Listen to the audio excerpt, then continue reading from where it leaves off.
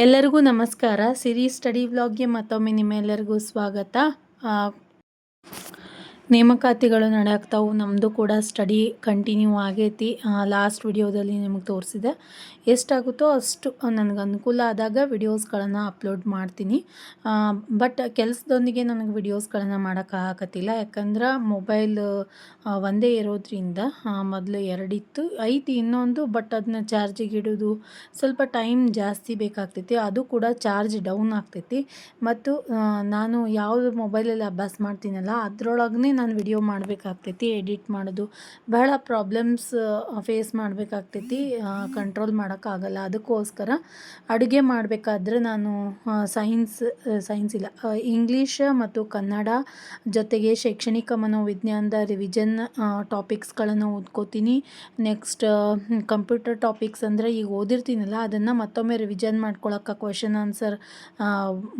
Question ಆನ್ಸರ್ಸ್ಗಳನ್ನು ನೋಡ್ಕೊಳ್ಳೋದಾಗಿರ್ಬೋದು. ಈ ರೀತಿಯಾಗಿ ನಾನು ಕೆಲಸ ಮಾಡ್ಕೋತಾ ಈ ವಿಡಿಯೋಸ್ಗಳನ್ನು ನೋಡ್ತಿರ್ತೀನಿ. ಜಿ ಕೆಗೆ ಸಂಬಂಧಪಟ್ಟಂಗೆ ಜಿ ಕೆಗಂತೂ ಎಜುಕೇಷನ್ ಮ್ಯಾಮ್ ಅವ್ರದ್ದು ವಿಡಿಯೋಸ್ಗಳನ್ನು ನೋಡ್ತಿರ್ತೀನಿ. ಅದಾದಮೇಲೆ ಕನ್ನಡಕ್ಕೆ ಸಾಧನಾ ಅಕಾಡೆಮಿ, ಇಂಗ್ಲೀಷ್ ಗ್ರಾಮರ್ಗೂ ಕೂಡ ಸಾಧನಾ ಅಕಾಡೆಮಿ, ಮತ್ತು ನಾನು ಕಂಪ್ಯೂಟರ್ಗಾಗಿ ಇದು ಎಮ್ ಜೆ ಅಕಾಡೆಮಿ ಅವ್ರದ್ದು ಸುನೀಲ್ ಚೌಹಾಣ್ ಸರ್ದು ವಿಡಿಯೋಸ್ಗಳನ್ನು ನೋಡ್ತೀನಿ. ಮತ್ತು ಪ್ರಾಕ್ಟೀಸ್ಗಾಗಿ ಮ್ಯಾಮ್ ಅವ್ರದ್ದು ವಿಡಿಯೋಸ್ಗಳನ್ನು ನೋಡ್ತಿರ್ತೀನಿ. ಎರಡರಲ್ಲೂ ಕೂಡ ಕ್ವಶನ್ಸ್ ಜೊತೆಗೆ ಎಕ್ಸ್ಪ್ಲನೇಷನ್ ಐತಿ. ಬಟ್ ಹೆಚ್ಚಿನ ಜ್ಞಾನಕ್ಕಾಗಿ ಎರಡೂ ವಿಡಿಯೋಸ್ಗಳನ್ನು ನೋಡ್ತಿರ್ತೀನಿ. ಆ ಒಂದು ನೋಟ್ಸ್ ಎಲ್ಲ ಮಾಡಿದ್ದು ಮೊದಲು ಎಮ್ ಜೆ ಅಕಾಡೆಮಿಯಿಂದ, ಮತ್ತು ಎಜುಕೇಷನ್ ಮ್ಯಾಮ್ ಅವ್ರದ್ದು ಕಂಪ್ಯೂಟರ್ ವಿಡಿಯೋಸ್ಗಳನ್ನು ನೋಡ್ತೀನಿ.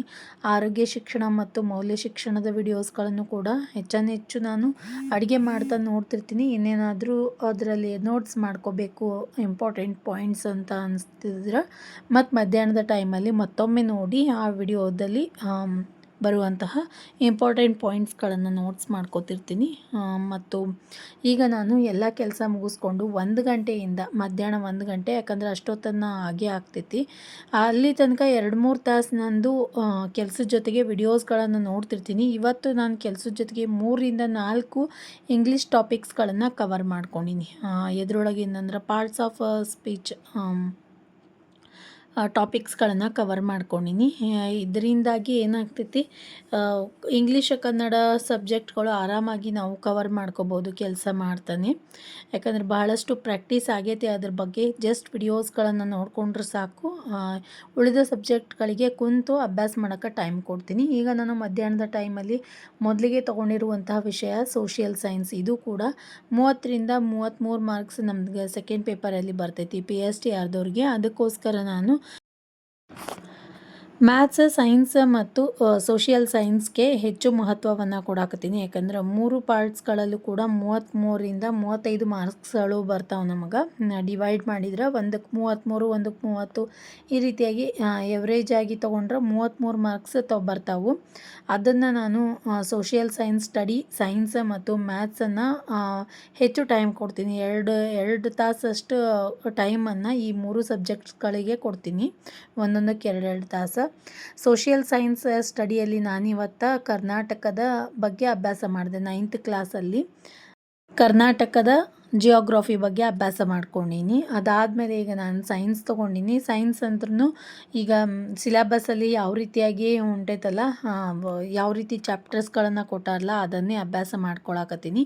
ಇವತ್ತು ನಾನು ತೊಗೊಂಡಿರುವಂಥದ್ದು ಸೈನ್ಸಲ್ಲಿ ಜೀವಕ್ರಿಯೆಗಳ ಬಗ್ಗೆ, ವಿಸರ್ಜನೆ ಆಗಿರ್ಬೋದು, ಪ್ರೊಡಕ್ಟಿವಿಟಿ ಆಗಿರ್ಬೋದು, ಇವುಗಳ ಬಗ್ಗೆ ಇವತ್ತು ಅಭ್ಯಾಸ ಮಾಡಕತ್ತೀನಿ.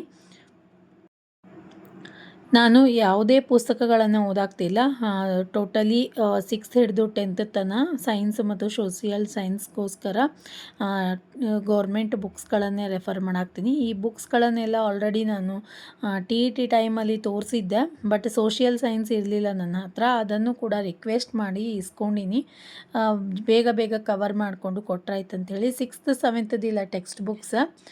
ಏಯ್ಡ್ತ್ 9th 10th videos sorry 8th 9th 10th books text ಬುಕ್ಸ್ಗಳನ್ನು ನಾನು ಇಸ್ಕೊಂಡೀನಿ. ಯಾವ ರೀತಿ ಕವರ್ ಮಾಡ್ಕೊತಾ ಹೋಗ್ತೀನಲ್ಲ ಹಾಗೆ ಬುಕ್ಸ್ಗಳನ್ನು ರಿಟರ್ನ್ ಮಾಡ್ತೀನಿ ಅಂತೇಳಿ ಭಾಳಷ್ಟು ರಿಕ್ವೆಸ್ಟ್ ಮಾಡಿ ಇಸ್ಕೊಂಡೀನಿ. ಅಲ್ಲಿ ಸ್ಕೂಲ್ ಲೈಬ್ರರಿ ಇರ್ತದಲ್ಲ, ಅವರು ಅಲ್ಲಿಂದ ತಂದು ಕೊಟ್ಟಿದ್ದು, ಮಕ್ಕಳದ್ದು ಯಾರ್ದು ಅಲ್ಲಿದು. ಈಗಂತರೂ ಸ್ಕೂಲ್ನಲ್ಲಿ ಬುಕ್ಸ್ಗಳು ಸಿಗೋದು ತುಂಬಾ ಕಠಿಣ ಆಗಿಬಿಟ್ಟೈತಿ. ಭಾಳಷ್ಟು ಲಿಮಿಟೆಡ್ ಪುಸ್ತಕಗಳಿರ್ತಾವೆ. ಎಷ್ಟು ಮಕ್ಕಳು ಇರ್ತಾರೋ ಅಷ್ಟೇ ಪುಸ್ತಕಗಳು ಇರ್ತಾವೆ. ಹೀಗಾಗಿ ಹೊರಗಡೆ ನಮ್ಗೆ ಸಿಗೋದು ಕಠಿಣ. ಬೇಕಿದ್ರೆ ನಾವು ಬೇರೆ ಬೇರೆ ಬುಕ್ಸ್ಗಳನ್ನು ರೆಫರ್ ಮಾಡಿ ಓದ್ಬೋದು. ಬಟ್ ಟೆಕ್ಸ್ಟ್ ಬುಕ್ಸ್ಗಳು ಓದೋದು ಉತ್ತಮ. ಬಿಟ್ಟರೆ ನಾವು ಈ ಹಳ್ಳಿಗಡೆಗಳೆಲ್ಲ ಸಿಕ್ಬಿಡ್ತಾವೆ. ಒಂದು ದಿವಸ ಓದಿ ಒಂದು ವಾರದಲ್ಲಿ ಒಂದೊಂದು ಬುಕ್ಸ್ಗಳನ್ನು ಓದಿ ಕೊಟ್ಬಿಡ್ಬೋದು ಮಕ್ಕಳಿಗೆ. ಬಟ್ ಈ ಸಿಟಿಯಲ್ಲಿ ಇಂಗ್ಲೀಷ್ ಮೀಡಿಯಮ್ ಸ್ಕೂಲ್ಗಳೇ ಜಾಸ್ತಿ ನಮ್ಮಲ್ಲಿ ಅಂದ್ರೂ. ಅದಕ್ಕೋಸ್ಕರ ಒಂದು ನಮ್ಮ ಮನೆ ಹತ್ರನೇ ಭಾಳ ವಾಕೇಬಲ್ ಡಿಸ್ಟೆನ್ಸ್ ಒಳಗೈತಿ ಅಲ್ಲಿ ಸ್ಕೂಲಲ್ಲಿ.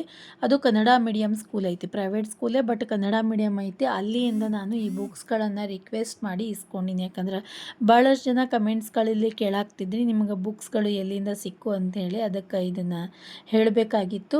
ಈ ರೀತಿಯಾಗಿ ಮಧ್ಯಾಹ್ನದ ಟೈಮಲ್ಲಿ 1ರಿಂದ ಸ್ಟಾರ್ಟ್ ಮಾಡಿದ್ದು ನಾನು 5 ಗಂಟೆವರೆಗೂ ಕೂಡ 2 ತಾಸು ಸ್ವಲ್ಪ ಮಿಡಲಲ್ಲಿ ಊಟನೂ ಮೇಲೇ ತೊಗೊಂಡು ಬಂದಿದ್ದೆ. ಅದಕ್ಕೂ ಟೈಮ್ ವೇಸ್ಟ್ ಆಗಬಾರ್ದು ಅಂಥೇಳಿ ಈ ರೀತಿ ಪ್ಲ್ಯಾನ್ ಮಾಡಾಕ್ತೀನಿ. ಏನಾಗುತ್ತೋ ಗೊತ್ತಿಲ್ಲ. ನಮ್ಮ ಪ್ರಯತ್ನ 100% ಹಾಕಿದ್ರಾಯಿತು. ಉಳಿದದ್ದು ದೇವ್ರಿಗೆ ಬಿಟ್ಟಿದ್ದು. ಎಲ್ಲನೂ ದೇವ್ರ ಮೇಲೆ ಹಾಕೋಕ್ಕಾಗಲ್ಲ, ನಮ್ಮ ಪ್ರಯತ್ನ ಮಾತ್ರ ಬೇಕೇ ಬೇಕು. ಸೀಟ್ಗಳು ಕಡಿಮೆ ಅದ ಅಂತ ಕುಂತ್ರೆ ಮತ್ತು ನೆಕ್ಸ್ಟ್ ಕಾಲ್ ಫಾರ್ಮ್ ಆಗುವವರೆಗೂ ನಮ್ಮದು ಏಜ್ ಡಿಬರ್ ಆಗಿ ಹೋಗ್ಬಿಡ್ತೈತಿ. ಹೀಗೆ ಇಷ್ಟು ಕಾಯ್ಸಾರಿ ಇನ್ನು ಮತ್ತೊಂದು ಎಕ್ಸಾಮ್ಗೋಸ್ಕರ ವೆಯ್ಟ್ ಮಾಡೋಕ್ಕಾಗಲ್ಲ. ಅದಕ್ಕೋಸ್ಕರ ನಾನು HKದವಳು. ಅಂದ್ರೆ ನನ್ನ ಮದುವೆ ಆಗಿ ಗುಲ್ಬರ್ಗದಲ್ಲಿರೋದು. ಹಸ್ಬೆಂಡ್ ಕಡೆಯಿಂದ HK ಬರ್ತೈತಿ ನಂದು. ಅದಕ್ಕೋಸ್ಕರ ಭಾಳಷ್ಟು ಜನ ಇದ್ರ ಬಗ್ಗೆನೂ ಕೇಳಾಗ್ತಿದ್ರಿ, PST ನೀವು ಎಲ್ಲಿ ಹಾಕ್ತೀರಿ ಅಂತೇಳಿ. ನಾನು ಕಲಬುರ್ಗಿಯಲ್ಲಿನೇ ಹಾಕೋದು, ಬೇರೆ ಯಾವ ಪ್ಲೇಸನ್ನು ಚಾಯ್ಸ್ ಮಾಡ್ಕೊಳಲ್ಲ. ಎಷ್ಟೇ ಪೋಸ್ಟ್ ಇರಲಿ ಹೆಂಗೆ ಇರಲಿ ಗುಲ್ಬರ್ಗಕ್ಕೆ ಹಾಕೋದು, ಇಲ್ಲೇ ಕಾಂಪಿಟೇಟ್ ಮಾಡೋದು. 100% ನನ್ನ ಎಫರ್ಟನ್ನು ಕೊಡಾಕ್ತೀನಿ. ಅದ್ರ ಮೇಲೆ ದೇವ್ರಿಗೆ ಬಿಟ್ಟಿದ್ದು. ಈ ರೀತಿಯಾಗಿ ಮಧ್ಯಾಹ್ನದ ಟೈಮಲ್ಲಿ 1-2 ತಾಸು ಸೋಷಿಯಲ್ ಸೈನ್ಸ್ಗೆ ಮತ್ತು 2 ತಾಸು ಸೈನ್ಸ್ಗೆ ಈ ರೀತಿ ಟೈಮ್ ಕೊಟ್ಟು ನನ್ನ ಅಭ್ಯಾಸವನ್ನು ಕವರ್ ಮಾಡ್ಕೊಳಕ್ತೀನಿ. ಫಸ್ಟಿಗೆ ಪ್ರಿಫರೆನ್ಸ್ ಕೊಡೋದೇ ಸೆಕೆಂಡ್ ಪೇಪರ್ಗೆ.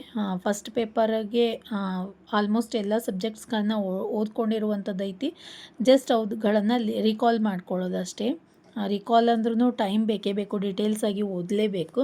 ಬಟ್ ಅದನ್ನ ಮೊದಲೇ ಓದಿರೋದ್ರಿಂದ ಹೆಚ್ಚು ಸಮಯ ಅದಕ್ಕೇನು ಕೊಡೋ ಅವಶ್ಯಕತೆ ಇಲ್ಲ ಅನ್ಕೋತೀನಿ. ಮತ್ತು ಇಲ್ಲಿ ನಾನು ಸಾಯಂಕಾಲದ ಟೈಮಲ್ಲಿ 6:30 ಪೌಣೆ 7 ಗಂಟೆಯಿಂದ ಮನೆ ಕೆಲಸ ಎಲ್ಲ ಮುಗಿಸ್ಕೊಂಡು ಮನೆಯವರಿಗೆಲ್ಲ ಊಟಕ್ಕೆ ಕೊಟ್ಟು ಹುಡುಗರಿಗೆಲ್ಲ ಊಟಕ್ಕೆ ಕೊಟ್ಟು ಆದಮೇಲೆ ಏನಾದರೂ ಸಣ್ಣ ಪುಟ್ಟ ಕೆಲಸಗಳು ಸಾಯಂಕಾಲದ ಕೆಲಸಗಳು ಇರ್ತಾವಲ್ಲ ಅದನ್ನೆಲ್ಲ ಆಲ್ಮೋಸ್ಟ್ ಬೆಳಿಗ್ಗೆ 1 ಒಳಗೆ ಏನು ಎಲ್ಲನೂ 80 to 85% ಎಲ್ಲ ಕೆಲಸವನ್ನು ಕವರ್ ಮಾಡಿನೇ ಬಂದು ಕುಂತಿರ್ತೀನಿ. ಇನ್ನೇನಾದರೂ ಸಣ್ಣ ಪುಟ್ಟ ಕೆಲಸಗಳಿದ್ರೆ 7 ಗಂಟೆ ತನಕ ಮಾಡಿಕೊಂಡು ದೀಪ ಗೀಪ ಎಲ್ಲ ಹಚ್ಚಿಬಿಟ್ಟು ಸಾಯಂಕಾಲದಿಂದ ಮತ್ತು ಅಭ್ಯಾಸವನ್ನು 7ರಿಂದ ಸ್ಟಾರ್ಟ್ ಮಾಡಿದ್ದು 11-11:30 ತನಕ. ಅದಾದಮೇಲೆ ಮತ್ತು ನಾನು 12ರಿಂದ 1 ತನಕನಾದ್ರೂ ಲೇಟ್ ನೈಟ್ ಕುಂತಿರ್ತೀನಿ. ಈಗ 7 ಗಂಟೆಯಿಂದ ಅಭ್ಯಾಸ ಸ್ಟಾರ್ಟ್ ಮಾಡ್ಕೊಂಡೀನಿ. ಮಿಡಲಲ್ಲಿ ನಾನು ಯಾವುದೇ ರೀತಿಯಾಗಿ ರೆಸ್ಟ್ಗೋಸ್ಕರ ಟೈಮ್ ಕೊಡಲ್ಲ. ಸಬ್ಜೆಕ್ಟನ್ನೇ ಚೇಂಜ್ ಮಾಡ್ಕೊಂಬಿಡ್ತೀನಿ, ಅದೇ ರೆಸ್ಟ್. ಇಲ್ಲಾಂದರೆ ಯಾವುದಾದ್ರೂ ಕ್ವಿಜ್ಗಳಿದ್ದು ಅಂದ್ರೆ ಅದನ್ನು ಅದೇ ರೆಸ್ಟ್ ಥರ ನಾನು ಅದನ್ನೇ ಮೊಬೈಲಲ್ಲಿ ಕ್ವಿಜ್ಗಳನ್ನು ಅಟೆಂಡ್ ಮಾಡ್ತಿರ್ತೀನಿ. ಇದರಿಂದ ಏನಾಗ್ತೈತಿ, ನಾನು ಯಾವ ಟಾಪಿಕನ್ನು ಇನ್ನೂ ಓದ್ಕೋಬೇಕು ಅನ್ನೋದು ಗೊತ್ತಾಗ್ಬಿಡ್ತೈತಿ. ಅದಕ್ಕೋಸ್ಕರ ಈ ರೀತಿಯಾಗಿ ಸಾಯಂಕಾಲದ ಟೈಮಲ್ಲಿ ನಾನು ತಗೊಂಡಿರುವಂಥದ್ದು ವಿಷಯ ಸೈಕಾಲಜಿಯಲ್ಲಿ ನಾನು ಸೆಕೆಂಡ್ ಲೆಸನನ್ನು ಸ್ಟಾರ್ಟ್ ಮಾಡ್ಕೊಂಡೀನಿ. ನಿಮ್ಗೆ ನಿನ್ನೆ ವಿಡಿಯೋದಲ್ಲಿ ಹೇಳಿದ್ದೆ ಬುಕ್ನ 360 ಪೇಜ್ ಬುಕ್ ಏನೈತಲ್ಲ ಮಾಮ್ದೇವ್ ಅವ್ರದ್ದು, ಇದ್ರ ಜೊತೆಗೆ ಒಂದಿಷ್ಟು ವಿಡಿಯೋಸ್ಗಳನ್ನು ನೋಡ್ಕೊಳ್ಳೋದೈತಿ. ಬಟ್ ಈ ಬುಕ್ಕಲ್ಲಿ ನಾನು ಡೈಲಿ ಒಂದು 10ರಿಂದ 15 ಪೇಜ್, ಭಾಳ ಹಾಕ್ಕೊಳ್ಳೋದಿಲ್ಲ, ಒಂದು 10ರಿಂದ 15 ಪೇಜ್ ಭಾಳ ಡೀಟೇಲಾಗಿ ಓದಬೇಕಾಗಿತ್ತು. ಕೆಲವೊಂದಿಷ್ಟು ಪಾಯಿಂಟ್ಸ್ಗಳನ್ನು ನಾವು ಒತ್ತಿ ಓದಬೇಕಾಕೈತಿ. ಅಂಥಲ್ಲಿ 10 ಪೇಜ್ ಇಲ್ಲ, ಒಂದು ಸ್ವಲ್ಪ ಥಿಯರಿ ಪಾರ್ಟ್ ಅಂದರೆ ಬಹಳಷ್ಟು ಈ ಪ್ರಾಕ್ಟಿಕಲ್ ಅಂದರೆ ಅರ್ಥ ಏನು, ಈ ಪಿಯಾಜೆಯವ್ರದ್ದು ಮತ್ತು ಬೌದ್ಧಿಕ ವಿಕಾಸದ ಹಂತಗಳು ಈ ರೀತಿ ಬಂದಾಗ ನಾನು ಸ್ವಲ್ಪ ಹೆಚ್ಚು ಒತ್ತು ಕೊಟ್ಟು ಹೊಳೆಮಳೆ ಓದ್ತೀನಿ. ಅದನ್ನು ಬಿಟ್ಟರೆ ಉಳುಕಿದೀಗ ಹದಿಹರೆಯದ ಸಮಸ್ಯೆಗಳು ಈ ರೀತಿ ಎಲ್ಲ ಬಂದಾಗ ಭಾಳಷ್ಟು ಡಿಟೇಲಾಗಿ ಅಲ್ಲಿ ನಾವು ಒತ್ತಿ ಒತ್ತಿ ಓದೋದಿರಲ್ಲ. ಜಸ್ಟ್ ಒಂದು ಸರ್ತಿ ಪೂರ್ತಿಯಾಗಿ ಓದೋದಿರ್ತದೆ. ಅಲ್ಲಿ ನಾನು 15 ಪೇಜ್ಗಟ್ಟಲೆ ಓದ್ತೀನಿ. ಬಿಟ್ಟರೆ 10 ಪೇಜು 12 ಪೇಜು ಕವರ್ ಮಾಡ್ಕೊಳಕ್ತೀನಿ ಡೈಲಿ. ಈ ರೀತಿಯಾಗಿ ಸೈಕಾಲಜಿ ಸ್ಟಡಿ ನಡೆದೈತಿ. ಒಂದು ತಿಂಗಳಲ್ಲಿ ಈ ಬುಕ್ಕನ್ನು ಮುಗಿಸ್ಬೇಕು ಅಂತ ಅಂದ್ಕೊಂಡೀನಿ. ಈಗ ಆಲ್ರೆಡಿ ಸೆಕೆಂಡ್ ಲೆಸನ್ ಸ್ಟಾರ್ಟ್ ಆಗೈತಿ. ಯಾವಾಗ ಕಾಲ್ ಫಾರ್ಮ್ ಆಯಿತು ಅವಾಗಿಂದನೇ ಸ್ಟಾರ್ಟ್ ಮಾಡಿದ್ದು. 18ರಿಂದ ಅಂದ್ಕೊಳ್ರಿ, ಅವಾಗಿಂದ ಸ್ಟಾರ್ಟ್ ಮಾಡಿದ್ದು.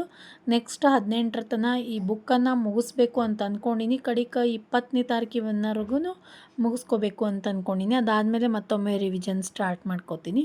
ಈ ರೀತಿಯಾಗಿ ಸೈಕಾಲಜಿ ಸ್ಟಡಿ ನಡೆದೈತಿ. ಇದು ಸ್ವಲ್ಪ ಲೆಂಗ್ದಿ ಆಯಿತು ಅನ್ಕೋತೀನಿ ವಿಡಿಯೋ. ಬಟ್ ಯಾವುದನ್ನು ವಿಡಿಯೋ ಮಾಡ್ಕೊಂಡಿದ್ದೆ ಅದನ್ನು ತೋರಿಸಲೇಬೇಕು ನಿಮ್ಗೆ ಕರೆಕ್ಟಾಗಿ. ಈ ರೀತಿ ಸೈಕಾಲಜಿ ಸ್ಟಡಿ ಆಮೇಲೆ ತೊಗೊಂಡಿರುವಂಥದ್ದು ವಿಷಯ ನಾನು ಕಂಪ್ಯೂಟರ್ ಆಲ್ರೆಡಿ MG ಅಕಾಡೆಮಿ ಅವರಿಂದ ನಾನು ವಿಡಿಯೋಸ್ಗಳಿಂದ ನೋಟ್ಸನ್ನು ಮಾಡಿ ಇಟ್ಕೊಂಡಿದ್ದೆ. ಜಸ್ಟ್ ಅದನ್ನು ಓದ್ತಿರ್ತೀನಿ ಮತ್ತು ಪಾಯಿಂಟ್ಸ್ಗಳನ್ನು ಡಿಟೇಲಾಗಿ ಬರ್ಕೊಂಡಿನಿ. ಡಿಟೇಲಾಗಿ ಅಂತಂದ್ರೆ ನನಗೆ ಯಾವ ರೀತಿ ಬೇಕೋ ಆ ರೀತಿಯಾಗಿ, ಅವ್ರು ಯಾವ ರೀತಿಯಲ್ಲಿ ಹೇಳಲ್ಲ ಆ ರೀತಿಯಾಗಿ ನನಗೆ ಯಾವ ರೀತಿಯಾಗಿ ಪಾಯಿಂಟ್ಸ್ಗಳನ್ನು ಬೇಕು ಮತ್ತು ಚಾರ್ಟ್ಗಳಾಗಿರ್ಬೋದು, ಎರೋ ಮಾರ್ಕ್ಸ್ಗಳನ್ನು ಉಪಯೋಗಿಸ್ಕೊಂಡು ಒಂದು ನೀಟಾಗಿ ಬರ್ಕೊಂಡಿನಿ. ಅದರಿಂದ ಏನಾಗ್ತೈತಿ, ಈ ಪಾಯಿಂಟನ್ನು ಈ ರೀತಿಯಾಗಿ ಹೇಳಿದ್ರು ಅಂದ್ಕೊಂಡು ನೋಡ್ಕೋತಿರ್ತೀನಿ. ಮತ್ತು ಇವತ್ತು ಯಾವ್ದು ಓದ್ತಿರ್ತೀನಲ್ಲ ಟಾಪಿಕ್, ಅದ್ರ ಬಗ್ಗೆ ನಾಳೆ ಬೆಳಿಗ್ಗೆ ಏನು ಮಾಡ್ತೀನಿ ಅದೇ ಟಾಪಿಕ್ ಬಗ್ಗೆ MG ಅಕಾಡೆಮಿಯಲ್ಲಿ ಮತ್ತು ಮ್ಯಾಮ್ ಅವ್ರದ್ದು ವಿಡಿಯೋಸ್ಗಳನ್ನು ನೋಡ್ತಿರ್ತೀನಿ. ಈ ರೀತಿಯಾಗಿ ಕಂಪ್ಯೂಟರ್ ಅಭ್ಯಾಸ ನಡೆದೈತಿ. ಇದನ್ನು ನಾನು ಲೇಟ್ ನೈಟಲ್ಲಿ ಇವತ್ತು ಕೂಡ ವಿಡಿಯೋ ಮಾಡೋಕ್ಕಾಗಲಿಲ್ಲ, ಸಾರಿ. ಆ ಟೈಮಲ್ಲಿ ನಾನು ಹೇಳ್ಬಿಡ್ತೀನಿ, ವಿಡಿಯೋ ಮಾಡೋಕ್ಕಾಗ್ತದೆ ಇಲ್ಲ ಗೊತ್ತಿಲ್ಲ. ಲೇಟ್ ನೈಟಲ್ಲಿ ನಂಗೆ ಸ್ವಲ್ಪ ಅನ್ಕಂಫರ್ಟ್ ಫೀಲ್ ಆಗ್ತೈತಿ ಲೇಟ್ ನೈಟಲ್ಲಿ ವಿಡಿಯೋ ಮಾಡೋದು. ಅದಕ್ಕೋಸ್ಕರ ಆವಾಗ ನಾನು ಹೆಚ್ಚು ಮೆಂಟಲ್ ಎಬಿಲಿಟಿ ಮತ್ತು ಮ್ಯಾಥ್ಸ್ 2 ಸಬ್ಜೆಕ್ಟ್ಗಳನ್ನು ಕವರ್ ಮಾಡ್ಕೋತೀನಿ ಲೇಟ್ ನೈಟಲ್ಲಿ. ಯಾಕಂದ್ರೆ ನಿದ್ದೆ ಬರಬಾರ್ದು ಅಂಥೇಳಿ ಸ್ವಲ್ಪ ನನಗೆ ಮ್ಯಾಥ್ಸ್ ಮತ್ತು ಮೆಂಟಲ್ ಎಬಿಲಿಟಿ ಬಿಡ್ಸೋಕ್ಕೆ ಇಂಟ್ರೆಸ್ಟು. ಅಲ್ಲಿ ಯಾವುದೇ ಕಾರಣಕ್ಕೂ ಓದ್ಕೋತ ಕುಂತ್ವಿ, ಪುಸ್ತಕಗಳನ್ನು ಓದ್ಕೋತ ಕುಂತ್ವಿ ಅಂತಂದ್ರೆ ನಿದ್ದೆ ಬರೋದು ಗ್ಯಾರಂಟಿ, 100% ನಿದ್ದೆ ಬರ್ತದೆ. ಅದಕ್ಕೆ ನಂದು ಸ್ವಲ್ಪ ಆ್ಯಕ್ಟಿವ್ ಆಗಿ ಇರ್ಲಕ್ಕ ಮ್ಯಾಥ್ಸ್ ಮತ್ತು ಮೆಂಟಲ್ ಎಬಿಲಿಟಿ ವಿಡಿಯೋಸ್ಗಳನ್ನು ನೋಡ್ತಾ ಅವುಗಳನ್ನು ಪ್ರಾಬ್ಲಮ್ ಸಾಲ್ವ್ ಮಾಡ್ತಿರ್ತೀನಿ. ಈ ರೀತಿಯಾಗಿ ನನ್ನ ಅಭ್ಯಾಸ ನಡೆದೈತಿ. ಎಲ್ಲ ಕವರ್ ಮಾಡ್ಕೊಳಕ್ಕಾಗಲ್ಲ ಡೈಲಿ ಎಲ್ಲ ಸಬ್ಜೆಕ್ಟ್ಸ್ಗಳನ್ನು. ಒಂದೊಂದು ಫಸ್ಟ್ ಪಾರ್ಟಿದ್ದು ಸಬ್ಜೆಕ್ಟ್ಸ್ಗಳನ್ನು ಡೈಲಿ ಕವರ್ ಮಾಡೋಕ್ಕಾಗಲ್ಲ. ಸೆಕೆಂಡ್ ಪಾರ್ಟದೆಲ್ಲ ಡೈಲಿ ಒಂದೊಂದು ಚಾಪ್ಟರ್ ಅಥವಾ 2 ತಾಸಿಗೆ ಒಂದು ಸಬ್ಜೆಕ್ಟನ್ನು ಇಟ್ಕೊಂಡಿನಿ. ಈ ರೀತಿಯಾಗಿ ಕವರ್ ಮಾಡ್ತಿರ್ತೀನಿ. ಈ ವಿಡಿಯೋ ನಿಮಗೆಲ್ಲ ಇಷ್ಟ ಆಯಿತು ಅಂದ್ಕೋತೀನಿ. ಇಷ್ಟ ಆಗಿದ್ರೆ ಲೈಕ್ ಮಾಡಿರಿ, ನಿಮ್ಮ ಫ್ರೆಂಡ್ಸ್ ಮತ್ತು ಫ್ಯಾಮಿಲಿ ಜೊತೆ ಈ ವಿಡಿಯೋವನ್ನು ಶೇರ್ ಮಾಡ್ಕೊರಿ. ಹಾಗೆ ನಮ್ಮ ಚಾನಲ್ಗೆ ಸಬ್ಸ್ಕ್ರೈಬ್ ಮಾಡ್ಕೊರಿ. ಭಾಳಷ್ಟು ರಿಕ್ವೆಸ್ಟ್ಗಳು ಬರ್ತಾ ಇರೋದ್ರಿಂದ ನಾನು ವ್ಲಾಗ್ಸ್ಗಳನ್ನು ಮಾಡ್ತಾಯಿದ್ದೀನಿ, ಸ್ಟಡಿ ವ್ಲಾಗ್ಸ್ಗಳನ್ನು. ಇಲ್ಲಾಂದ್ರೆ ಪೂರ್ತಿ ಎಕ್ಸಾಮ್ ಮುಗಿಯೋವರೆಗೂ ಯಾವುದೇ ವಿಡಿಯೋಸ್ಗಳನ್ನು ಮಾಡಬಾರ್ದು ಅಂದ್ಕೊಂಡಿದ್ದೆ. ಬಟ್ ನೋಡೋಣ ಎಷ್ಟಾಗುತ್ತೋ ಅಷ್ಟು ಶಾರ್ಟ್ ಟೈಮಲ್ಲಿ ವಿಡಿಯೋಸ್ಗಳನ್ನು ಶೇರ್ ಮಾಡ್ಕೊಳ್ಳೋದಕ್ಕೆ ಪ್ರಯತ್ನ ಮಾಡ್ತೀನಿ. ಮತ್ತು ಈಗ ಅಭ್ಯಾಸ ಮಾಡ್ಬೇಕಾದ್ರೆ ಏನಾಗ್ತೈತಲ್ಲ, ರೀಕಾಲ್ ಮಾಡ್ಕೋತಿರ್ತೀನಲ್ಲ, ಯಾವುದೇ ಲಕ್ಷ ಇರಂಗಿಲ್ಲ. ಯಾರು ಬಂದಿದ್ದು ಯಾರು ಬಿಟ್ಟಿದ್ದು ನನ್ನ ಲೋಕದೊಳಗೆ ನಾನು ಇರ್ತೀನಿ. ಮತ್ತು ಇದ್ರ ಜೊತೆಗೆ ಮತ್ತು ಹಿಂದಿನ ಏನಾದರೂ ಪಾಯಿಂಟ್ಸ್ಗಳು ಇದು ನೋಡಬೇಕಾಗಿತ್ತಲ್ಲ ಅಂದ್ಕೊಂಡಾಗ, ಇದು ನೆನಪಾಗತ್ತಿಲ್ಲಲ್ಲ ಅಂದ್ಕೊಂಡಾಗ ಕಣ್ಣು ಮುಚ್ಚಿ ಯಾವ ಪಾಯಿಂಟ್ ನನಗೆ ಓದಿದ್ದೆ ಅದನ್ನು ರೀಕಾಲ್ ಮಾಡ್ಕೋತಿರ್ತೀನಿ. ಆ ರೀತಿ ಮಾಡ್ಬೇಕಾದ್ರೆ ಒಂದೊಂದು ಸರ್ತಿ ಅಭ್ಯಾಸ ಮಾಡೋದು ಲೋಕನ್ಯಾಗ ನಾವೇನು ಹುಚ್ಚರಾಗಿಬಿಟ್ಟಿವೇನೋ ಅನ್ನಿಸ್ಬಿಡಾಗ್ತೈತಿ. ಯಾಕಂದ್ರೆ ಕುಂತ್ರು ನಿಂತರೂ ಪಾಯಿಂಟ್ಸ್ಗಳನ್ನು ರೀಕಾಲ್ ಮಾಡ್ಕೊಳ್ಳೋದು ಈ ರೀತಿಯಾಗಿ